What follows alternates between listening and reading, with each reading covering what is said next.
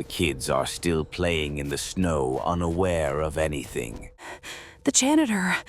That woman. That moment, the second body lying farther away slowly rises, suddenly starts running toward the kids, and Matthew shouts, "Run! Back to the school!" They step on the snow, slowly, silently. From afar, a dark figure stands in the middle of the highway. Matthew suddenly breaks. Just pass by. His eyes. They're like that woman. Completely black. They don't know what to do. Matthew is frozen. Rosa is still in shock that the color of the man's eyes changed. A heavy silence hangs in the air, but the man breaks it. So, are you planning to stay in there forever? William gets out of the car. What does it mean? How? Man, I understand you. After what you've seen in these early days, it's hard to process things. How about we go somewhere and sit down to talk? Rosa. What do you mean? You look exactly like the woman who killed the janitor. Man. Woman? Did she happen to be wearing a black coat? How do you know that? It's a long story. Matthew. I still don't understand what's happening here. At that moment, a man slowly steps out of the shadows and says, Doctor, we have to go. This place isn't safe. They're checking all the routes. Rosa. Doctor? Come, let's go to a safe place. I promise I'll explain everything. The mysterious man and the other man lead the kids to a house far from the highway, surrounded by very tall trees. They enter the house. All right, Nick. Please bring something warm for our guests. I'm sure they've had a rough night. Please sit. Nick brings the kids a warm drink so the cold they've been suffering from eases a bit. Rosa says, Thanks for the drink, but can you tell us who you are and how you know about that woman? And most importantly, your eyes. Your eyes are really strange. The man begins. Let's start calmly. My name is Luke, and I'm a doctor. I know you have a lot of questions, but before I answer them, I have one question myself. When did you first realize something was wrong? Rosa begins. We were supposed to spend the night at school. At night, a message came in about the black pupil disease. We didn't take it seriously, and in the morning, some things happened. Strange sounds, a woman with... The man interrupts. Black pupils. Rosa. How do you know? Sorry, please continue. Even her eyes were completely black. Now that I think about it, just like yours before suddenly changing color. She killed the janitor, but suddenly disappeared. A man with black pupils chased us. There were weird voices coming from phones and TVs. Zone 0. We want to go there. The TV said it's safe there, but we don't know how. So we did everything we could to leave the school and find government forces. And that's when we saw you, in the middle of the highway.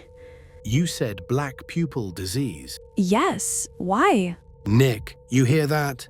They're calling it the black pupil. William. Can you talk in a way we can understand, too? You might get shocked, but please, don't react emotionally. This so-called sudden outbreak isn't a disease. Its real name is Project ARI, and I was one of the scientists who worked on it. Hold on a second. ARI, isn't that the same as the Arkin Research Institute? The one working on humanoid robots and that kind of stuff? Yes, but that's the part they showed you. Behind the scenes, powerful and influential people are involved. The company is just a clean front for their dirty reality. So, what was the project about? In 2028, some scientists predicted that with limited resources and Earth's situation, in about 15 to 20 years, our current resources wouldn't be enough for this population. Famine would happen and humans would slowly die out. Those same people decided everything unnecessary must be eliminated so life could continue. That's how Project ARI was born, a project focused on creating a virus that could do this. They had previously delayed the crisis with wars and pandemic outbreaks, but this time was different. My wife and I had a good life. I worked at a botanical research company, and she was a virus specialist. That's when they approached us with false promises. We spent years working on this project, testing the virus on different animals, but we found one big flaw. In one experiment with 15 mice, one was infected. The infected mouse had only one goal: killing. Exactly what the company leaders wanted, but not what we wanted.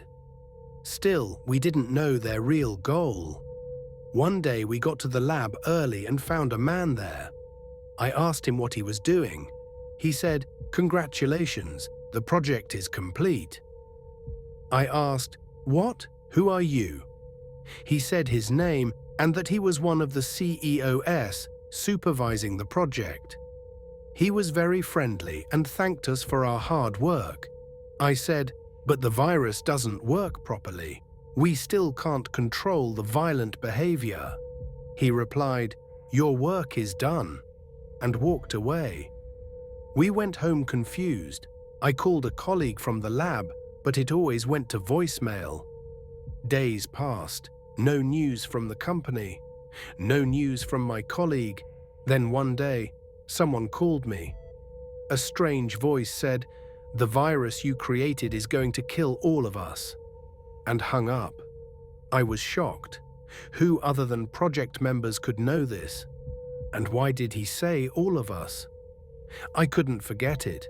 I called the company, visited in person, but no answers.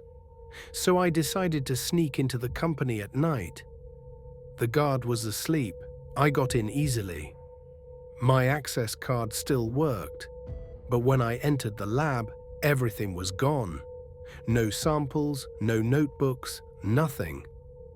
But I knew everything was backed up in the digital archive.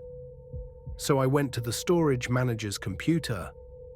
In the drives were all experiments, samples, and more, but one folder caught my eye: remote control. Inside it were files that haunted me for days. They wanted to use this virus to reduce the human population, not like war or normal casualties, something worse. Another file showed they were making a chip, one that could control a person's brain remotely, like a puppet. My brain felt like it was exploding. I couldn't let this happen. So I copied the data, intending to go to the police. But as soon as I stepped outside, things didn't go as planned. The same man from before was standing in front of me. He said, "Doctor, you shouldn't have been so curious. There's a price for curiosity." And something hit my head.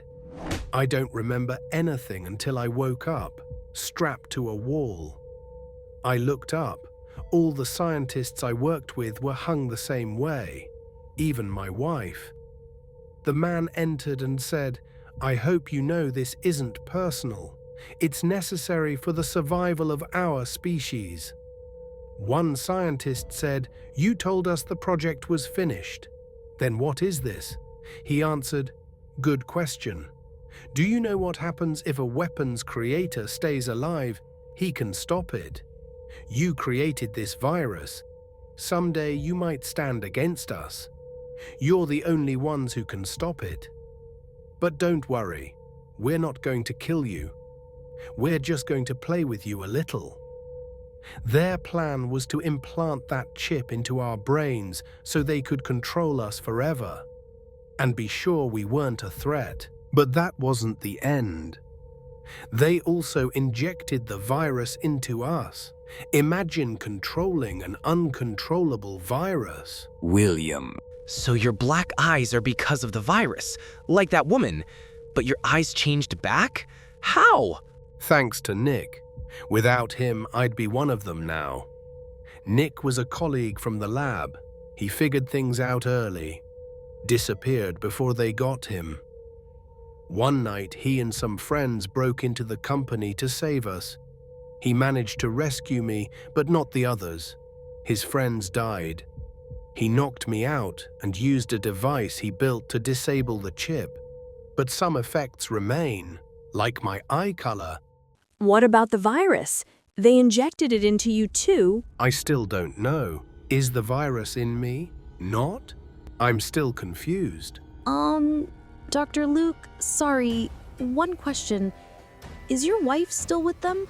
Yes, but I'll rescue her soon. Nick runs toward them in a panic.